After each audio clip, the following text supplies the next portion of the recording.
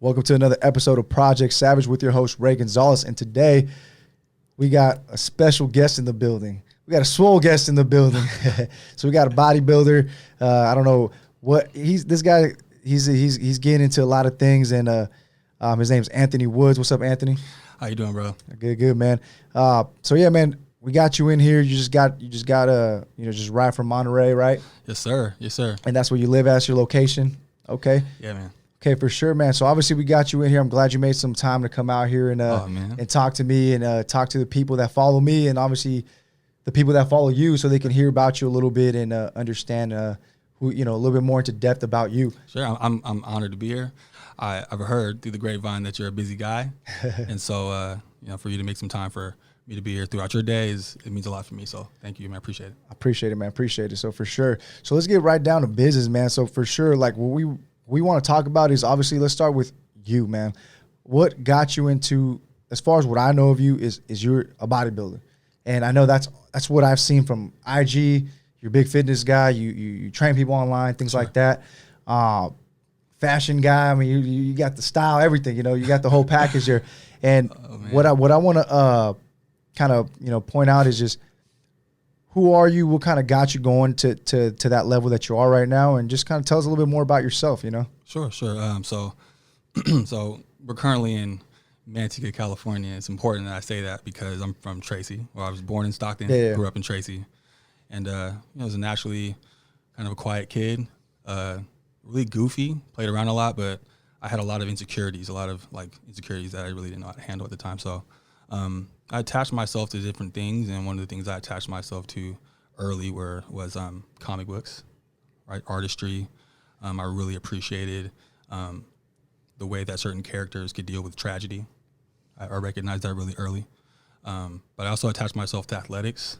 I understood that because I was naturally pretty introverted, I could kind of mask myself and submerge myself in the team atmosphere. You know what I'm saying? And through athletics, I learned that if I wanted to excel in athletics, you might want to develop your body, right? So started to learn how to do that, and I slipped and fell into understanding the connection between exercise and the output, what you can get from it. Yeah.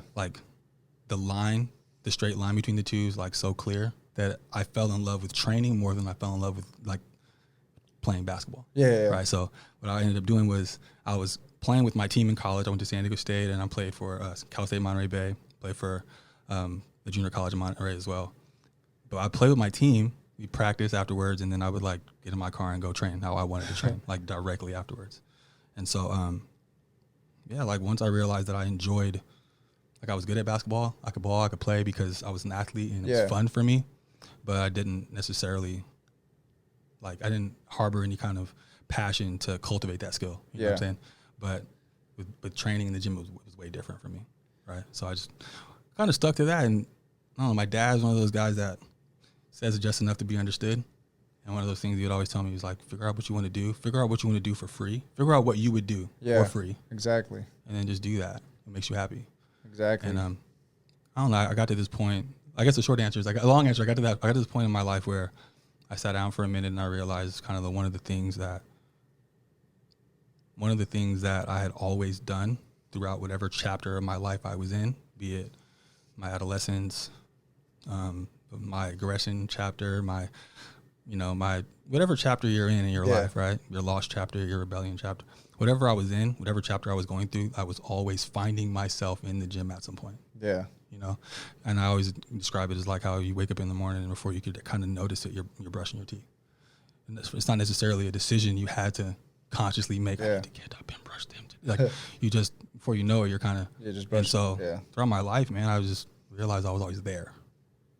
That meant something, so I just kind of held on to that. Nice. And that's where you're at now, man. You're big. So what got you into the bodybuilding aspect? So I know, like you said, you always enjoy training, but it's another level when you take it there. Because I know you were an athlete. You say you played basketball. Did you play at San Diego State? You said? No, I went to San Diego State. You went there, but okay, but you didn't play basketball. No. Okay, you played in the junior college, right? Okay, cool. So regardless, you still played in a college level sport. Yeah. So obviously you had that athletic ability. And do you think that's what led you in that competitive edge? You think that's what led you to wanting to become a bodybuilder? or is it just what made you? Because obviously, you could have always kept working out and looked good no matter what. But what made you want to say, I'm gonna do a bodybuilding show? And then obviously you were in the Olympia. Sure. You know, that's no joke, bro. Yeah. That's like going to the CrossFit Games for CrossFit. It ain't easy, you know. It was the artistry behind it. So, athletics was kind of the vessel that kind of like took me in the gym. Yeah. And kind of once that vessel's, you know, fuel, so to speak, kind of burned out, I was left with where I was. And where I was some place where I understood, like I said, the linear connection between nutrition and exercise and what I can do with that output, right? And I noticed that if I do this enough and do this the right way, I can control this. I could potentially put shoulders where I want shoulders to be, put a chest where I want a chest to be. And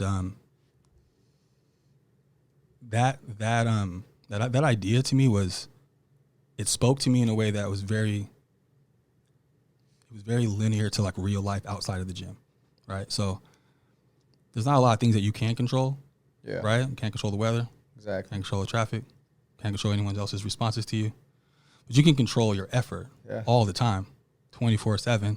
You can control your effort, and so you know, there are instances where someone's dad has a trust fund, so they can get in certain places that you can get and get certain opportunities that you may not be able to get into. But in the gym, for the most part, your effort is effort, and no one can buy that for you. Yeah, you know what I'm saying? When you see if someone's physique, you're like, you could tell that guy, he's disciplined. You might think a lot about that person. You might think that person's maybe arrogant or cocky or selfish. All I see is when I see someone's physique, like, it's just discipline, bro. It's discipline. You'll never think lazy. Yeah, that's number one. You'll never think lazy. Bro, never. And so, really, really, really early, I noticed that, right? And again, still am pretty submerged and kind of obsessed with like Marvel and the artistry behind comics and that's things dope, like that. Bro. That's you can't. I think majority of people are. That's just good stuff, man.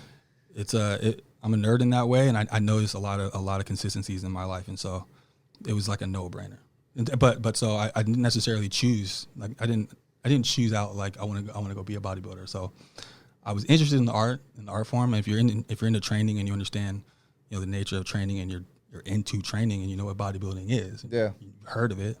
And so to me, it was an art show. It wasn't a sport. To me, it was like these guys are presenting their art. This guy has built something real quick, and he built something, not necessarily real quick, but he built something. Yeah. And it wasn't something that was easy to be put together, right? It took time, took consistency, it took some skills, took tools. And then when it was ready, not before, but when it was ready, he presented it amongst other artists who did the same with their canvases and their tools and what was available to them, right? Exactly. And so to me, it was nothing but an art show. My father was really into like cars and, you know, fast things and car shows. So we would go to car shows and look at these guys sitting next to their cars, proud, right? To me, it wasn't a sport that they were looking at their cars and they were comparing paint and wheels, upholstery, right? It's just an art show, man. Yeah. To me, it's just an art show. That's a good way to see it, man. Like it's not a sport. It's an art show because just again, you're just creating. You're just keep adding to that canvas, you know, to that body. So to me, that's the way that I approach it. That's how I approach my training. That's how I approach any contest that I'm in. It's a contest, sure, absolutely, but it's more to me. I approach it as an art show. It's an art contest, and we're presenting something that's been built, that's been constructed, you know, by way of passion, by way of discipline, by way of, you know, maybe blood, sweat, tears, you know? Yeah. So how did you prep? Let's talk about maybe your first show. Like, how did you prep? Like, when you said, okay, like, let me just get into the first show. Like, how did you prep yourself? Who did you talk to? What was your nutrition like? And then let's just kind of build it from where you're at now, your foundation. Sure. So, I went to a show. I would go to shows. I would just go. I went to a show. I ended up talking to a buddy of mine by the name of Omar Ventura. Okay. This is probably 2013 or 14, probably 13. And I'm in the back. I'm standing in this booth, and this guy wins this sword. Never seen a kid win a sword before. I'm like, hey, what the hell is that? I see medals, right? I've seen all that. I've never seen a sword at the time. So I'm like, man, what's that? Me and Omar talking about it. And I say something like I would say. I'd say something like, man, I wish I could do something like that. Or I'd say, if I didn't have all these responsibilities that I had, or right. And, at that time he was like, yo, I know guys that do what they do and have way more responsibilities than you. And if you're going to do this, you should probably do this. But if you're not going to do it, then don't. Exactly, right? Like, exactly, right? Shout out to Omar Ventura. And so at that point, I thought about it. He walked away. And he had some guys that did really well in that show. So he walked away and did what he does best. And so I sat there and thought about it, And at that point, being from an athletic background, I noticed that dude who won that sword, right? He was around a crowd of people, right? And they were cheering for him. Other competitors too were cheering for him, and it was really, really consistent to like that of athletics, right? It was that of a sport atmosphere. And so I'm looking for the coach, right? And in my background, when you're looking for the coach, he's the guy that's like chest out. Usually he's really prominent. You can tell who he is. I couldn't find this guy, right? I'm looking around. I'm like getting kind of creepy at this point, man. I'm like trying to find who this dude is. So I'm asking around. Everyone's got this shirt on that says his name. I'm trying to find who he is, and like no one can find him. I ask around, and finally somebody goes, "Oh, he's over there," and he's like way far. You know what I'm saying? I'm like, okay, so I see him, and he's paying attention, and I approach him. I introduce myself to him, and the fact that it was his little brother who had won that sword, and he had coached his brother to that overall, and that he wasn't, shout out to Armand, and he wasn't necessarily the guy to be in the limelight for that event. It like spoke volumes. At that point I wasn't even concerned with his ability to coach me. Like I wasn't concerned with his knowledge, so to speak. I wasn't so concerned with that. I was more concerned with his character. So I made a decision. He didn't know, but I made a decision. I didn't have a whole lot of money, but like I was gonna figure out how to make it work. And so I introduced who I was. I said, I'm Anthony. I'd like to be coached. And anyone who knows Ariel or Cuts, if you know him as Cuts, he'll say, lift up your shirt, let me see. Or on the spot, whether you're in a hotel room, whether you're at a lobby, at an airport, it doesn't matter, man. So I did. First time I'd ever been asked by a grown man to do that. And I did, and he was like, all right, what do you want to do? And I was like, man, I'm ready to go whenever you say. And he goes, this is a Saturday. And he goes, I'll text you tomorrow morning. And we've been off film. So I was like, that was, 5 years ago? Yeah. We've been rocking ever since. And so that first prep was 20-something weeks, I believe. We started in October, and I prepped till January. So I prepped all the way through all the holidays like Thanksgiving, Christmas, New Year's, all of that. My first show was January 20-something. I did really well on that show, and I got off stage, and he goes, hey, man, you did great. What do you want to do next? And I'm like, I don't know. What do you want to do? Yeah. And he goes, you ever been to Chicago? You want to do a national show? And I'm like, I mean, if you think I'm ready, let's go. And he goes, all right, let's do it. And I go, when do I start? And he goes, tomorrow. And we did that for a year. We competed for a year straight. That's insane, man. So it's just that dedication right there. So obviously he said, lift up your shirt, and you were just like, boom. And he said, okay, let's. I see what he kind of already knows. That coach already understands the body. He's like, okay, I know what I'm gonna do with this guy. Sure. And you executed what he gave you. Yeah, we talk about it. Ariel and I are really, really close, and he saw something in me that I've yet to see, I believe, but he saw something. I trust him, and so he issued some instructions, and I told him, and we laugh about it, we joke about it, but at the time I texted him, you asked me to eat bricks, bro. I'm the first guy at Home Depot in line. Like, I'm going to do what you say. And he goes, all right. And next time I might ask you to eat bricks. And he was laughing. That was one of the first interactions we had. But I say that to say I take any emotion really out of the instructions that he gives me. Yeah. Just X's and O's, man. It's X's and O's. If there's a question I need for clarification purposes to make sure that I can execute my job better, I'll ask. But there's no need for my feelings involved when it's X's and O's. This is what the objective, right? Nice. So obviously I like that. Obviously I believe, and I'm a big believer, and I learned this in my first certification that I ever took as a trainer at like 19, 18 years old. And it was the guy teaching us, he was like, every trainer or every coach needs a coach, because, yes, you're guiding people, you're leading people, and they're all getting the results and stuff. But every coach needs a coach that's above them to always kind of give them some advice, because obviously some people kind of have the routine and what they believe in, and then sometimes you need someone to tell you, hey, you need to do this, and then that. So obviously you as obviously I would consider you someone that trains people too, right? You're a trainer as well. Sure. Majority of the time you train people at gyms or online or all over. Like it's more now because of what's happening in the world right now. It's predominantly online, but all over all over the place. Yeah. So obviously you have a coach still that coaches you through your for your competition and stuff Absolutely, like that. Yeah. And then you have yourself, that you have your clients that you train and things like that. Yeah, I will always identify with as a student far more than I'm anything else, right? Yeah.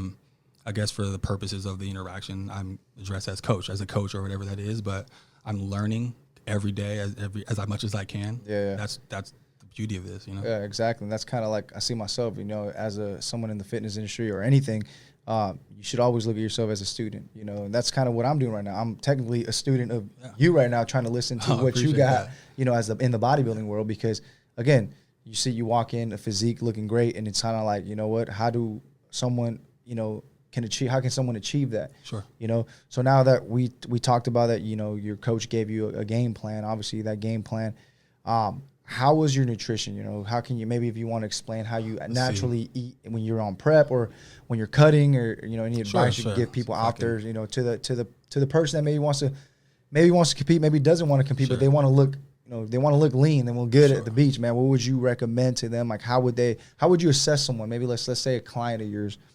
Well, as far as assessment, my assessments are, for the most part, that first stage is 100% psychological. I need to know your why. Let's discuss why are we doing this, right? But the nature and the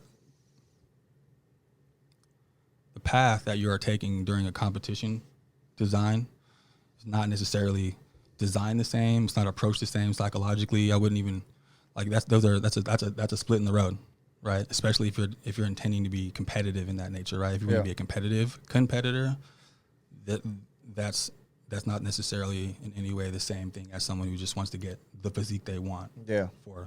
For life's purposes, but they're the same in some regards, and I'll say that if you're in alignment with what you truly want to do, then how do I say? I'll make sure I say this right. Something I think about all the time, to be honest with you.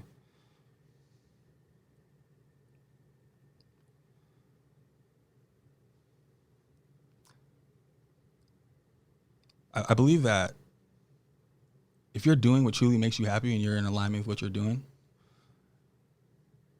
you'll have opportunities where I don't know how to word it the right way. Yeah. It's good, man. I have a difficult time like putting it into words, because there's a lot of us that have ideas of things that we want to achieve or want to attain. Physique aside, anything, because it's all the same. It's all the same. There are things that come into play in order to make that a reality, right? And a lot of us are aware of those things that come into play that are necessities to make this a reality, right? The way I like to describe it, I'll use this analogy. It's really general and it's going to have holes in it, but for this purpose, I think it'll work. Let's say I want to make lasagna. Yeah. You know how to make lasagna. You've done it tons of times. You make it for fun. You make it with your eyes closed, right? You can help me make it. Yeah. So I'm asking you how to do it, and you give me the ingredients in the proper measurements in the proper order, right? You tell me the way to get this done. And if I do this, I put this ingredient in when you say, this ingredient in when you say, I put it in the oven at this time, and I do these things. Is there any way I can get ice cream out of that? Is there any way that I can get a Subway sandwich out of that, a pizza out of that? There's no way, right? Yeah. So I say that to say,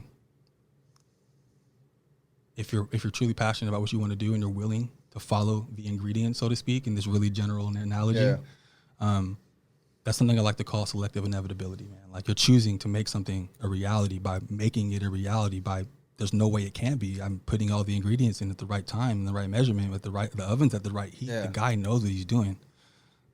I mean, there's very few opportunities for that to go wrong. Of course. So these ingredients are obviously really general, right? But one of those ingredients might be discipline, bro. That's huge. Yeah. The ability to separate what you want to do from what needs to be done. Can you do that? Yeah. It's insane how like what discipline is. Yeah. It's big. It plays a big role, man. Oh, it completely annihilates motivation. Yeah, and I think it's just like, because motivation is temporary, man. You might be motivated today because of something, and then tomorrow you might have lost it. But if you're disciplined, you know, regardless if motivation's not there, you're going to be like, I got to get it done, you know. So, and it's one big thing with my clients, because I help them a lot. We do like 60-day challenges in my gym, things like that, and that's been the biggest thing that's helped everybody change, because at the end of the day, you can be busting your ass off in the gym, hardcore training, sweating your, you know, balls off, and still not look the way you want to look if you're always eating like crap, you know. Absolutely. And that's one thing, just a little tweak of, you know, modification to your eating to anybody, you know, it changes.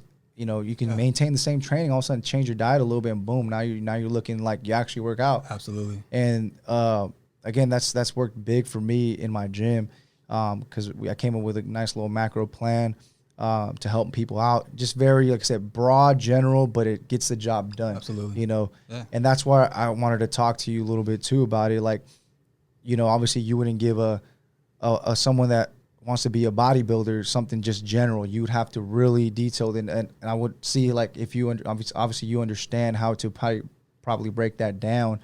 A little bit. Yeah, sure. yeah. If you can give us some details on like how you would assess someone. Let's say, you know, for example, you know, one of your clients, and how would you assess them to you know, let's say, hey, I want to get leaned out and shredded. You know, maybe they're like, you know, 17% body fat or 16% body fat. Sure. They might want to get down to 10 or 9 or 8. It's so individualistic, because there is no way to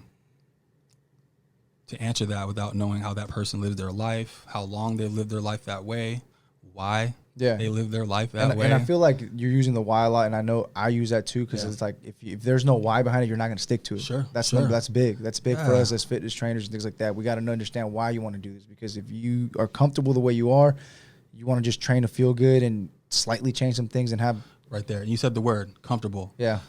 In that assessment, that's what I would be doing. I'd figure out at this point, dude, what have you been doing? How are you so comfortable? Because we need to make you uncomfortable for a little bit. Yeah. And that alone is a concept that, like, I believe is like, you can almost marry it, holy matrimony to discipline, right? The human body and the mind has the capacity to adapt to just about anything, be it healthy or unhealthy. Yeah. We all know someone who's been incarcerated and been in a very, very unhealthy and very unsafe period of time and place. And in a matter of months, maybe years, they're all right. Yeah. Right? They've adapted. Yeah. They've adapted to that. And I almost guarantee you, if somebody came in and dropped you and I in a jungle somewhere, we'd figure out a way to adapt to some degree. Yeah. Give it some time. Yeah. Right?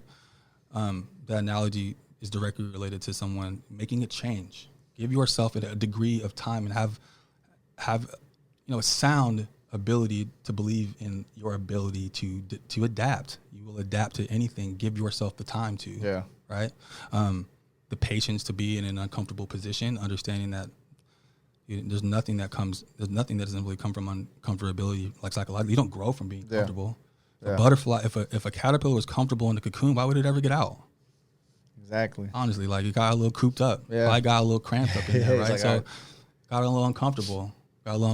And I think people are so married to the idea of ease, comfort, convenience in terms of, you know, the things that navigate their existence right now. I think the idea of putting yourself intentionally into an uncomfortable circumstance with the idea to grow and advance from that is a powerful concept. I think people can plant that in any avenue they'd like to. Yeah. You want to quit cigarettes? Plant yourself in an uncomfortable scenario intentionally for a given period of time. The time's important. That's patience, right? Exactly. Can't do it quick. Exactly. That's huge in my assessment. Okay. I feel like that's one of those things that, like, the diets and all those things they're super important, but without those monumental, like, bro, you're not going anywhere. That's the gas. Yeah, the psychological part. That's the gas. You got a nice car, man. Where are the keys? Yeah. You only have the keys. Yeah. Your diet's great. Where are the keys? Exactly. For sure. So once you surpass someone's psychological part, obviously questioning them, asking them why, the reason why, and then they kind of pass that test and you understand that, then obviously there's tons of ways that people do, you know, macros and different things. What's your approach to that? So most of my clients, we check in weekly, if not bi-weekly, if that's what their lifestyle calls for. But I'm looking for how the food that I've gave them, how their body has communicated anything to me, and asking them what they've done throughout our time period of not communicating, or throughout that time period between check-ins, as to why what they've done, and how their body is communicating a change, right? And that's really hard to explain. But if I'm giving somebody let's say I'm giving someone a meal that is higher in fats at night, hypothetically, and they're waking up looking a certain way, I might address them and addressing how they feel before they go to bed, how that meal is feeling as they're, how do I say this? I would look at how they're looking in the morning. Yeah. Paying attention to what they're putting in their body the nights before that, if that makes any sense. Okay. Assuming that they're following the diet, and that's why it's really important to have those monumental things. Of course, because then you can assess what you gave them, because you can't assess anything if they're not following along. Right. Exactly. Yeah. For sure. Yeah, man. So going from there, from the diets, how many times do you change up their eating and things like that? So my philosophy is the body's going to make changes as long as it needs to, right? So in my opinion, the human body is, I like to say it's a bit lazy at times. It only makes changes when it's forced to, and it's in a position where it needs to change, uncomfortable, right? So once the body begins to get comfortable, it'll stop making those changes. The weight may stop, changing wherever, if we're trying to gain or lose, whatever catalyst we're looking for may begin to slow. And to me, that's an indication that the body's beginning to predict what we're trying to do. It's beginning to get comfortable. The change is no longer necessary. We need to throw something in to make a change necessary. Nice. Cool, man. Depending on that body, or depending on that person, how their body interprets carbohydrates, how their body interprets proteins with higher fats, how their body interprets powdered supplements, how their body interprets stress, all these types of things, right?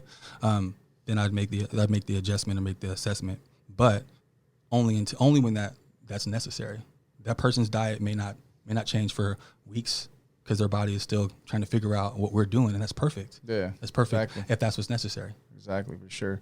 And that's every time they weigh in, you see the body weight dropping. If they're on the cut, then okay, let's keep it there. We're doing right. If that's what we're looking for sure. Yeah. Okay. Yeah, absolutely. For sure. And then how do you track people's? How do you do their macros though? Like, how would you do you just base it off a simple calculator, or do you have like a certain way? Because I know there's so many ways people do it. Because I know there's like some people do like pound per body weight. I got a couple of methods that I use to kind of, and that's kind of your thing. Absolutely. That's your thing. Okay, we have to talk about this Absolutely. after, right? I'm glad to. Yeah, maybe you don't want to spill your glad to. For sure. Glad to help you, man. Because I'm always doing research, man, and then obviously everybody claims there's this, there's that. Yeah.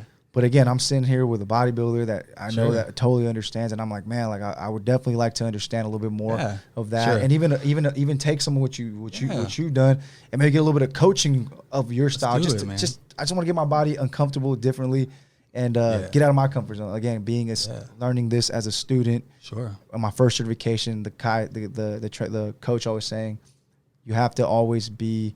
You're gonna always need a coach, no matter what level. He even said, I have a coach at this level, and I was like, man, this is great.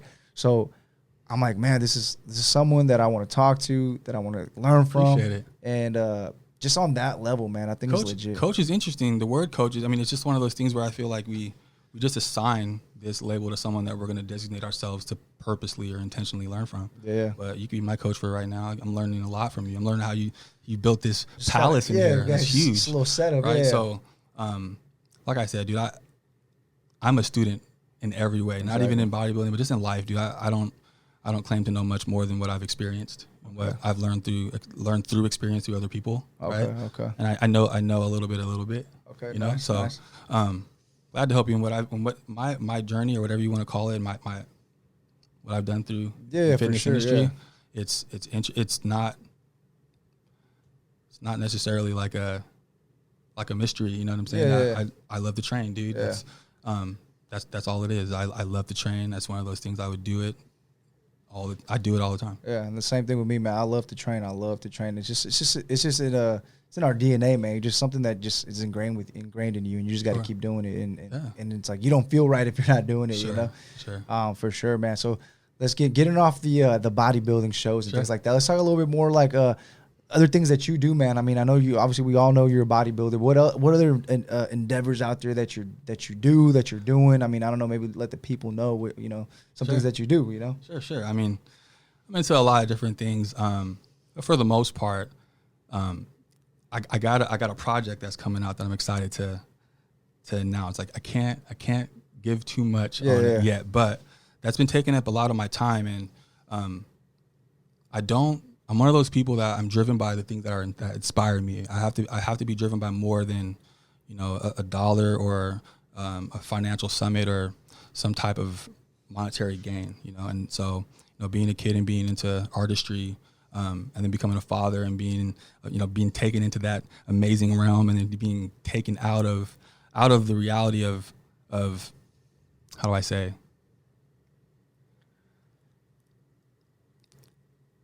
I'm happy to get back into artistry. I got some things that are coming and I'm really excited about. Nice. Be back into artistry for sure. Nice. Yeah. That's for sure, man.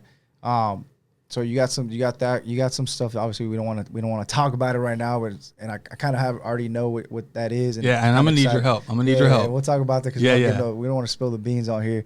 But anything else that you kind of work on that you do other than, like you said, you do online training for and even, you know, train people from all over. Sure. One-on-one training as well. Any kind of public speaking, I've been getting into that.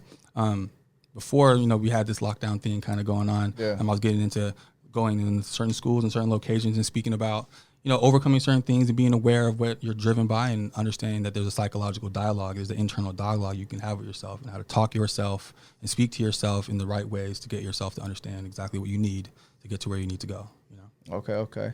And let's talk a little bit about supplements, man. I know it's, you know, supplements are big, and obviously they are what they are. They're supplements to a good diet. You know, they're not just, take supplements and you're going to get jacked. That's not how it works. But let's talk a little bit about supplements. 'Cause I know a lot of people out there probably want to be like, well, what does Ant take? What does he take, man? You know, and I mean, what are your kind of go-to supplements, bro? Like, So as I was growing up, I realized that aside from obviously being food being the best thing you can put in your body, I liked having a nice shake in the morning. Like shakes in the morning were something that was easy, especially considering that it's really good to have something in the morning while you first wake up. Get your metabolism going a little bit. I see that on your IG every morning. The oats and the it's a ritualistic thing for me. It's a ritualistic thing for me. So LiftFit has a dope protein shake that's out right now, and that's the shake that I'm taking in the morning, like the chocolate one. Okay. Yeah. I seen that. I was like, I'm gonna check that one out. Yeah. Throughout the years, I made use of, like, BCAAs are usually what I take, you know, while I'm training. I'm always taking BCAAs, but pre-workouts usually I like to take things that don't get me agitated and hyped up. I'm one of those people that like to be focused, mellow and calm when I'm training, and that's usually the things I'm taking when I'm training in terms of supplements. But Simple Supplements is my supplement sponsor, and they have internal vitamins. GDA is you got to have that. That's a glucose disposal agent. Okay, I never heard of that. So it kind of acts like insulin would act in a way, helps shuttle the carbohydrates that you're going to take in your pre-workout meal to the areas that you need them when you need them. It's really, really iconic. I take that with my pre-workout meal. If my pre-workout meal has carbs, I take that every time. I'll have to check that out, man. I've never even heard of that. Never heard of that, bro. Oh, it's a dope one. Yeah. A little sweaty. Yeah, don't worry, man. It's a little sweaty. It's a little hot here, man. We're in Lathrop, Manteca area, and it's hot out here. So if you're watching the YouTube video, you're gonna see it's a little sweaty. Don't worry, we're gonna work on getting a little AC in here. So it's all good. Regardless, we're burning some body fat right now. Man, always do that. Always do that. No, yeah. So, but yeah, man. So the GDA, you said that's something I've never heard of. I mean, so I'm definitely gonna have to look into that. We'll talk a little bit more about that after. Yeah, I take a collagen product from them as well, especially when I'm in a process where I'm trying to grow and lift more heavy weight. Okay. It's gonna help with, you know, joint support and things like that. They have a whole entire joint support line. So Simple Supplements throughout the year, not just when I'm competing. Throughout the year, they lace me and they take such good care of me with my internal. Nice. If you're intending to, you know, to push your body, especially on a consistent basis, you know, make sure the internal parts are working just as much as the external. Yeah, and then like BCAAs, man. I know BCAAs are big in all fitness and bodybuilding, whatever it is, to preserve your lean muscle tissue, and especially when you're cutting, you know. And I noticed that, I mean, I've done some research. Some people said like, BCAAs are kind of, they don't really work and things like that. What is your take on that, man? Because, I mean, obviously you say you take them, and I take them too, but. I mean, they work for me, I guess. I haven't had any types of, you know, experiences where I feel like the BCAAs I took were that much of a factor where they determined whether or not I reached anything. Yeah. However, I try to make sure that I read the labels on what I'm looking at and what I'm taking, and make sure that I know what ingredients to look at and where my products are coming from. And that's why I'm super proud of the sponsors I have too. That's good. That's good. And I guess the BCAs, even if it helps 3%, hey, that 3% is needed, especially in the fitness industry that you're in the bodybuilding world and stuff like that. So I want to look 3% better. I think anybody take that. Sure. So for sure, man. All right. So we talked about the supplements. Now, I know you got a few sponsors out there that kind of, I see you're big into the Live Fit. Yeah, Live Fit apparel. That apparel is dope, man. I appreciate that, man. I seen that around before on IG, and then I saw when I started following you, I seen that you wear that a lot, and I seen that it looked like you were sponsored by them or whatever. Sir. But I'm like, oh dang, their clothes is dope, bro. They got some dope stuff. Randall Pitch knows exactly what he's doing. Yeah, man. That guy's on top of the world right now with his with everything he drops, man. Just like I'm watching everything. I even clicked on their page. I'm like, man, they got everything here. Is just like you want to buy everything, bro. The Live Fit team, some of the hardest working people I've ever been around in my life. Honest to God. Yeah, man, their stuff's legit, bro. I'm like watching everything, and I'm like, man, this is clean, man. It got you fresh to death all the time, man. You walk in there and they're working, 24/7, man. It's super inspiring to be around them. And they're from where that's in Huntington Beach. Okay, cool. Yeah. And you got connected with them just they reached out to you? Yeah, well, I've known them for some years. So Randall and I met through a mutual friend, Tori Woodward. This is probably around 2013, 2014. And I just have known Randall throughout the years. Before I competed, before I had ever any interest in training or competing in any way. So when I actually did get a call from him, he's a busy guy, and we see each other. We like to chop it up and get laughs, right? And we know each other. So when I got a call from him and it was about something like that, about doing some work and some business with him, it was a no-brainer, dude. Yeah, for sure. No, they got some dope stuff, man, for sure. Yeah. So how's the life out there in Monterey, man? Like how's that lifestyle out there, bro? I know, like I say, you move around a lot, but yeah. I like to bounce. I like to bounce around. I like to be in different settings, but the ocean, man, I gotta be near the ocean. God willing, if I can, live near the ocean, I'll always live near the ocean. Yeah, man, it's a I guess it's a motivating atmosphere to be around. I mean, obviously, you always want to be with your shirt off there because it's right by the beach, man. So it's like you want to look good 24/7. You know what I'm saying? For me, it's the ocean speaks to it's such a vast body of water. It's really clear to understand how minute some of the things we worry about in our life really is, dude. Like the ocean is huge, and I see it every single day, and it never gets boring. So it's a really clear picture, dude. Like we're so small. The things we worry about, the things that we may put as higher priorities in the grand scheme of things, there's a big world out there. Of course, man. Like I said, I've done a little bit of traveling myself, and I enjoy it. I've seen that. I went to Europe for 30 days, man. And last year, man, that was dope. How was that, bro? That was dope, man. I totally recommend it was funny when I told people that I was going for 30 days. They were like, "What? You can get bored?" Like, what is somebody in Europe? If somebody's got 5 days in Europe, decent amount of money. Yeah. What do they need to do? Okay, so obviously I would tell you to go somewhere. First, you got to choose where you want to go in Europe. Okay. Because 5 days it's going to be probably just stay in one country.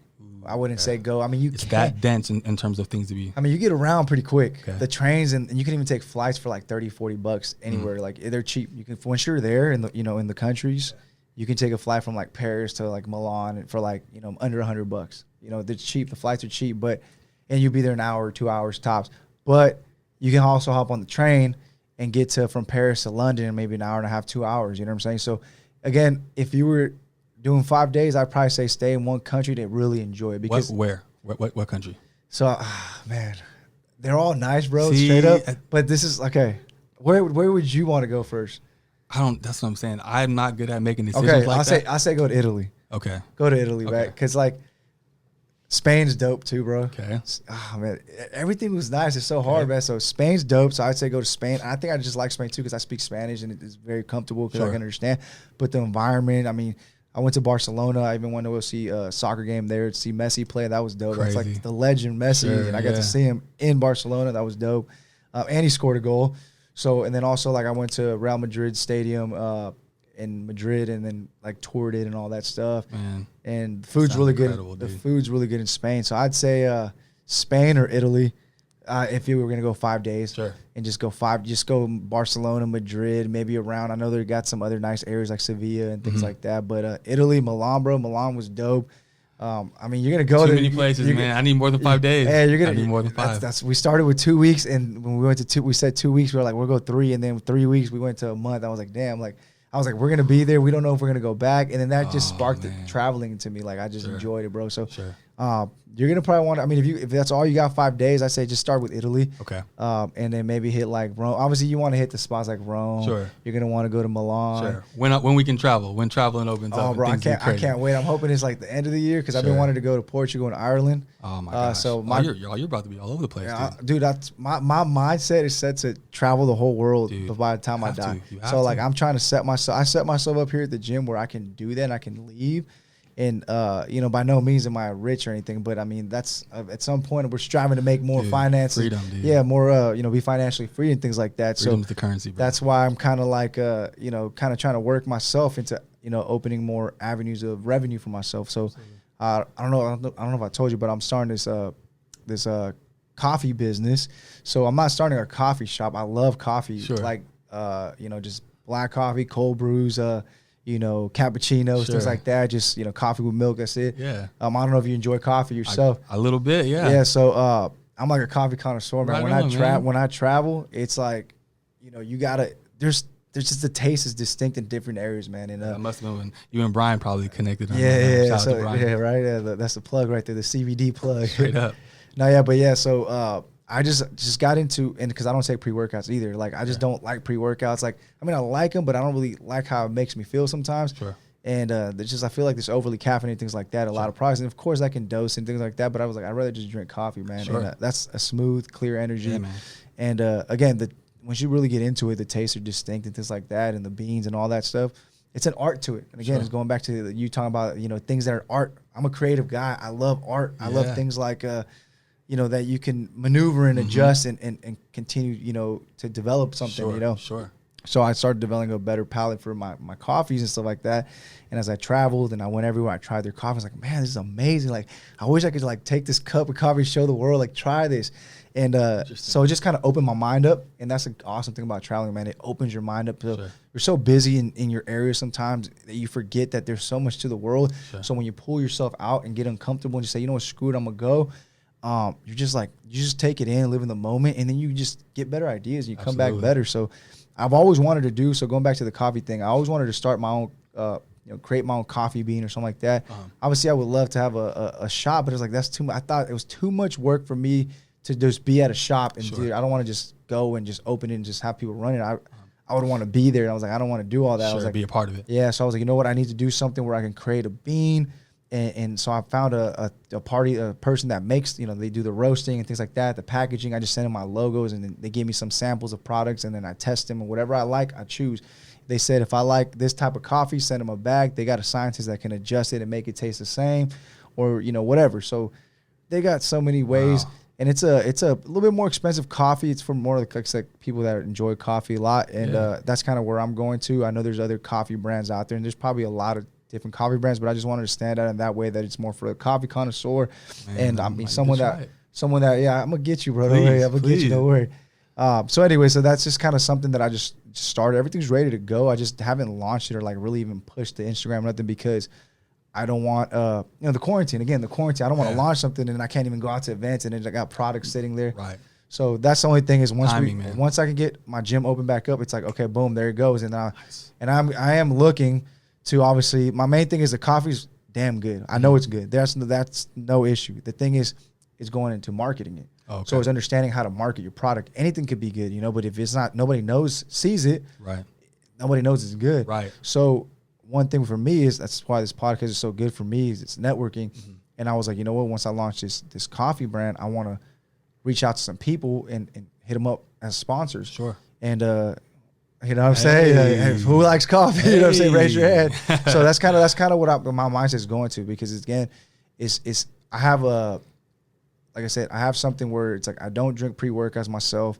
I enjoy the coffee, and I know there's probably people out there that either and I don't want to just be into the fitness industry only, because I know there's already coffee brands and pretty decent coffee brands that are out there that are big in the industry. I'm of course, everybody likes coffee, and I'm going to help people out in the industry as well. But I also want to branch out to more of a coffee connoisseur, but also with a little bit of swag, that little bit of style, you know. So I'm going to throw in a little gear in there, some T-shirts, some hats, and, but I want legit, put your stamp on it. Put you know, some nice stuff. So that's kind of where I'm going with that. And then I just launched my also my online store for my gym, because a lot of people always like reach out and they want my stuff, man, like my hats, whatever, the shirts.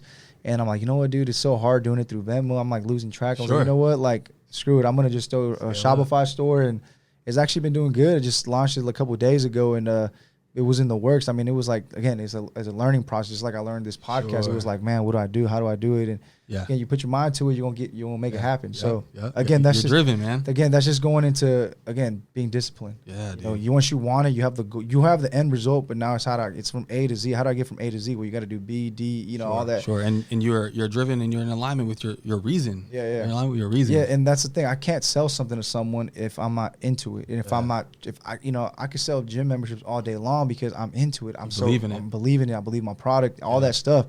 I can sell this. I know I can sell my coffee brand because, again, I have a reason behind why I drink it. Right. And I just put a lot of my clients on just drinking coffee itself, because they always ask, well, I need some energy. What do I drink? Sure. And I tell them, trust me, dude, I myself drink coffee. You can take pre-workouts. I was like, these are pretty good. But trust me, just drink black coffee, maybe coffee with a little bit of milk. That's solid, man. And you drink it maybe an hour before you come, 2 hours before you come. And then you're going to realize, like, damn, you're going to get this nice, smooth energy. Sure. And I had a client do it, and then he was like, dude, I'm addicted. I feel good. I'm like, tell you, it's natural. It comes from the ground, the earth. You know, there's no need for, as long as you can avoid as much excess of things that are just made and just can come from the ground up, just get it in, So that's one thing excites me. And again, I think that you're in the route to like creating a bunch of things. Like, you're a creative mindset. And I feel like anything that you touch might be gold, bro. Like, I appreciate that, brother. Like whatever you start, again, just going through your profile on IG and all this stuff, man. I'm like, man, like, this guy, anything that he makes, I guarantee you probably like get people to follow. That really means a lot, man. I learned. I gotta believe in what I'm doing. Yeah. And I have to make sure that it aligns with what I believe in, what I stand for, and then I'm go. Yeah. I'm go. I'll probably go to a fault. I'll probably ride till the wheels fall off, but first things first, man. I gotta make sure I can align with it. Yeah. And anything in mind that you might be, other than what we already know that you're working on. Yeah. Anything else that you have your eyes on, a potential, some kind of product, or maybe something that there's out there for you that you potentially eventually want to get into. I mean, even if maybe if it's like 10 years from now, 5 years from now, whatever it is that you potentially want to maybe work on. Yeah. Let's see. There's always something. I mean, there's always. At any capacity, if I have my way, I'd like to work with the youth, with young adults, and I say that, like I said, with any capacity, right? So I'd love to open an art studio, for children, for kids that society may label as at risk. Okay. At risk, yeah. Right. Right. Yeah. I'd love to open up a gym somewhere where maybe these kids can learn how to handle some of the adversity that comes along with becoming a larger person, along with having some of the insecurities that drive you to become a larger person. Yeah. Right? You know what I'm saying? Not everybody becomes a bodybuilder for the healthiest reasons. Not everybody comes into the gym for the most positive reasons, right? So, it's one thing to grow the shell to protect that person. And it's another thing to cultivate that person and make that person as strong on the inside as well, right? So I would love to open up and introduce that in some way or some fashion. So when you say like for the youth, like obviously like ages, like obviously young age, and you say like a gym like a fitness gym, like where you just work with those type of people, like okay. And this is just like some rough ideas, But at any capacity, man, it's, to me, and I always make sure I say this whenever I'm talking about fitness, is it's a vessel, for me, and there's a lot of things that go into it for me in terms of how to to mold the body to look a certain way. Yeah. But I feel like those things are cake in reference to, they're easy. Yeah. When other, and I say easy, I mean that in like a really subjective way. Yeah. Really subjective way. Yeah. Those things appear more doable when they're driven by the right types of things. Yeah, and I feel like we can all know somebody that goes, man, I want to be a doctor. And you go, really? Like, how bad you want to be a doctor? I go, really bad. Like, how bad? No, really bad, dude. And you go, okay, cool. This is what it takes to be a doctor. And that person goes, oh. Yeah. Then the next question is, did you really want to? Yeah. Or why did you? Right. And so as long as I can be in that mode, I'm good. You know what I'm saying? Yeah, it's bigger than just, it's bigger than bodybuilding. It's big. Where everything that you do is bigger than what you think it is. You know what I'm saying? There's more that goes behind it, So, and then again, some people might not have that in them. They think the idea is great, but the process and what it takes to get there is yeah. Sometimes it just takes a matter of like reverse engineering. You know what I'm saying? For sure, man, for sure. So I like that whole little youth thing. It almost sounds like maybe a possible I don't know, would it be like a nonprofit organization type of thing? Possibly. I've done some work. I've been a case manager and I've been a behavior change therapist before. So I'm really attached to the cerebral side of things, because to me that's the control center, bro. Like that's the joystick. Yeah. And the people that don't understand that they're looking at the screen. You ever been playing with your friends, playing a video game with your friends? Yeah. And the people that know how to play the game are looking at your sticks. They're watching you press the buttons. They're how do you what? Back wide R. How do you write? But the people that don't play the game and aren't really in are watching the screen. Yeah. They're watching the after effect. But the people that know how to play knows what's going to happen already. They want to know how to do it. Yeah. If I do it, then the screen will be there, bro. I don't need to see the screen. I want to know the motor. Yeah. And that's exactly where I stand in that way. Okay. Nice. So you had some background yourself in that kind of field already then? Yeah, absolutely. Okay. I have my BA in psychology. Okay. And so in that I just was really in tune to understanding who I was really, really early. I had a lot of thoughts and emotions that I couldn't quite comprehend very early in my life. And so I had an opportunity to learn a little bit about this guy named Anthony. And I took an opportunity to learn this dude.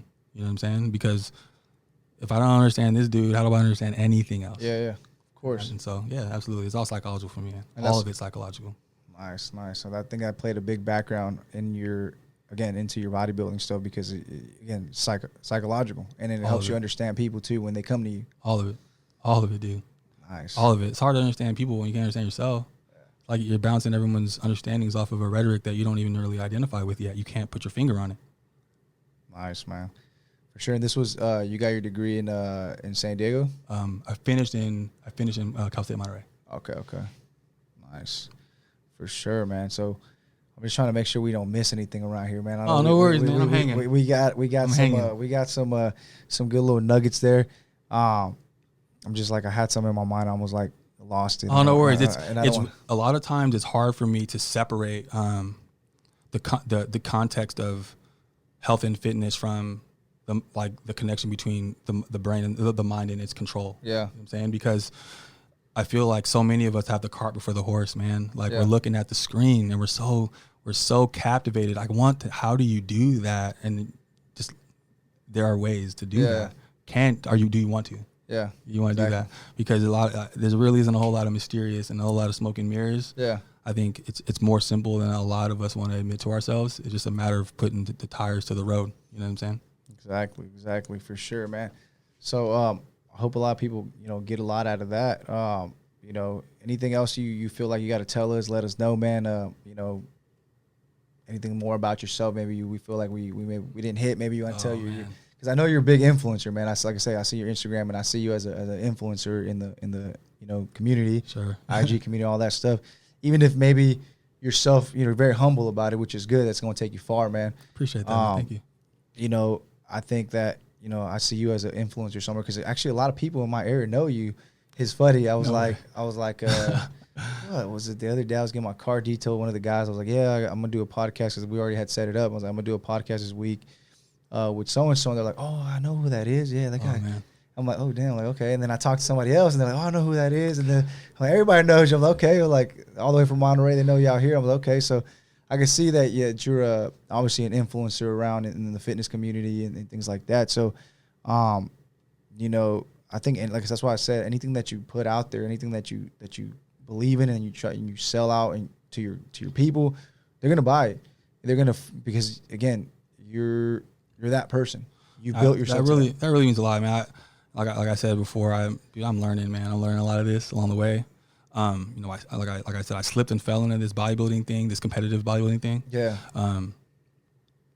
I didn't necessarily understand exactly what I was doing, but I knew that it felt right. Yeah. And I was in alignment with that. Yeah. And I think that's a feeling, that flow state, that I feel like everybody has a capability or a a potential to kind of attain. Just kind of take a moment to be with yourself and be in alignment with what you're doing. I think you'd be fine. Yeah, because like I said, like I kind of like, I see a lot of influencer, man, and again, these influencers, they motivate people. That's what they are, influencers. And, you know, whether in the fitness industry, makeup, girls do makeup, all this stuff, man, they're big, you know, they influence people. And a lot of times, like I notice, like these influencers, sometimes they put up a front on people and they're really not either making the money that they say they are, or it looks like they are, or whatever. And I feel like some people need to understand how to take advantage of that, you know what I'm saying? Like, as a smaller, you know, some people with a smaller following might be able to make more income than someone with a big following, and that's not because it's anybody's fault. It's just because I feel like certain people don't know how to take advantage of that stuff. And I'm like, I'm watching you, man. I'm like, man, like anything that you, that's why I said anything that you touch, man, I guarantee you, it would be crazy. And like I said, I don't know what you do on your side, you know, other than, you know, that you do your training and all that stuff. Sure. But I'm again, student, also someone that's kind of built something. Advice, whatever you can take, you want to take this as, like, bro, anything that you make, anything that you believe in and you put out there, I'm telling you, if I could put something out there and people buying into it, and I'm legit, you know what I'm saying? I'm legit. I've been doing this for years. You're going to put something out there, they're going to buy it, you know what I'm saying? It really means a lot, man. So, like I said, I would say, I think it's just wrap yourself around something that you believe in, create it, push it out, market it, know it's legit. Bro, you be out driving Lamborghinis or something soon. You know what I'm saying? Man, so you may think that you wanted to have this. I wanted to have this podcast. I appreciate that. I'm inspired by what you're doing. Right? We spoke a little bit before we recorded, and to watch you do this and to be here in the present. You know, those of you guys who know me personally know how I feel about gyms and the sanctuary that I believe the gym is. And if you get a chance to get here, man, you guys got to check out his gym. This is incredible, man. And I appreciate it, man. I'm honored to be here. I'm thankful that you had the time to sit down and hang with me for a bit, man. And the words you're saying, they're not falling on deaf ears, and I appreciate you, man, for sure. Oh yeah, appreciate it, man. Because the reason I tell you this, because I feel like it needs to be said more. You know, I mean, you meet a lot of people, and some people are just not very humble. Some people think they know too much and know, you know, like I said, and you kind of in the same mindset as far as I am. Like, I'm always learning. I'm always open. Yeah. Some people think this type of training is better than this type of training. In reality, it's just like, hey, man, take whatever you enjoy. Yeah. Make whatever makes you happy. Have a why and go for it. You know what I'm saying? There's no reason for any negativity. It's like, let's all bring each other up. Yeah. And I really like that vibe that you have with that. And I think, like I said, you could tell you're a very humble dude. And like I said, that's why I said anything that you touch, man, anything you make, wrap yourself around that, push it out, bro. You're going to kill it. You're going to kill it out there. I might have to take your word, man. And like I said, sometimes it's hard. Like, some of this hard, I ain't going to lie. Like, it's hard to, like, when I started this podcast, bro, it was hard to, like, just like, okay, I'm going to start talking. Yeah. And then I'm just going to say something, and then people are going to listen. And then, you know, it's just like, and then I'm going to be on camera. And then it's like, then I started thinking, like, why am I psyching myself? Why am I thinking so much about what anybody else says? It's like, I have a business. I have people that follow me, people that might want to watch it. One person might get something great out of it. And if nobody else does, hey, at least I said what I felt was right. Got it off my chest, win, dude. And it's a win. Somebody's going to listen to it and they're going to enjoy it. And it's cool because then you do get some people that are like, hey, you know, I appreciate that. I relate to that. And it's like, it makes you feel good. And so, and we're human beings, man. Like, sometimes we all need that reassurance that, you know, you are doing something right. Yeah, man. That you are helping the community out. And a lot of people won't admit to it because, you know, some people are just like ego, us as guys, you know. But, you know, in reality, it's like everybody needs a little reassurance. Like, hey, you know, good job, man. You're doing great. Absolutely. You know, you're doing great. And you know, you probably get that. You probably get that a lot. You probably won't. But, you know, me as an entrepreneur myself, I think, like, whatever, like that's why I said, whatever you touch, man, it's going to be gold because you have that presence. And it's like, take advantage of it. Take advantage of it while you have that presence. Because I know people that had a big, you know, influence a couple years back, and they kind of fell off a little bit. And then they try to push what they should have been pushing back then. And now nobody really, I mean, they still mess with him, but not as much as, like, you know, it's not like it's a bad thing. Kind of like striking while the iron. He just didn't take advantage of this time when he, you know, he was too busy doing other things. And it's like, man, like, and like, it's just crazy to see that. And it's like, damn, like, recognizing opportunity. Yeah. And it's like, man, I would have thought that that person was doing a lot better than me by now. Sure. Because they had this platform, like crazy platform. Sure. And it's like, damn, like we're the same. And I'm, you know, like I'm just here on Little Lathrop, you know. Sure. But it's not, and it's not to bash on anybody ever, but it's just to understand, like, damn, like take advantage of those opportunities that you have right now. Like you're up in this platform, create things, get creative. And you say you're a creative person, bro. It's it. You're solid, bro. I appreciate you, man. Yeah, man. So again, appreciate you appreciate you coming down here all the way from Monterey, man. Of course. I know it's hot out here, and you wish you were by the beach right now. But I'm glad to be here, man. Glad to be here. And how can people find you, man, if they want to reach out to you? Any bodybuilding questions? Any questions about anything, man? How can they find you on Instagram? Sure, man. You guys can DM me anytime. ANT_WOODZ @AntWoods, or you can email me as allweknowiswork@gmail.com. For sure. You guys heard it here first. Stay tuned for the YouTube video. This will be legit. You're going to see us dripping. Yeah. A little glossy out here. Yeah, it's all good. We're going to look like The Rock. Sauced up. No, yeah, but all right, Ant, for sure, man. Appreciate you coming by. And I'll see you guys on the next one.